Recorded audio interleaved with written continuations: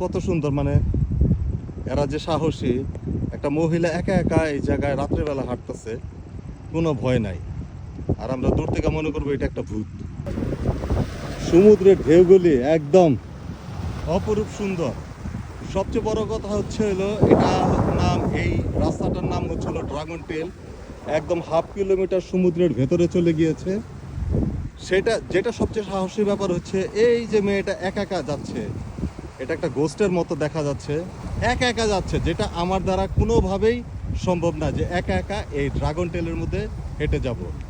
জায়গাটা ওফ, মানে কি বলবো, এত সুন্দর, সমুদ্র দেখার মতো একটা জায়গা, সব দিক দিয়ে সুন্দর। ওই পাশে হলো মেরিনা বে স্যান্ডস, দেখা যাচ্ছে মেরিনার প্রান্তর, আর এই পাশে হচ্ছে হলো সমুদ্র। ঢেউগুলি কত সুন্দর, দেখার মতো একটা দৃশ্য। সিঙ্গাপুর আসলে একটা চমৎকার দেশ, চমৎকার মানুষ, চমৎকার শিক্ষা ব্যবস্থা, যার কারণে সব কিছুই চমৎকার সিঙ্গাপুরে।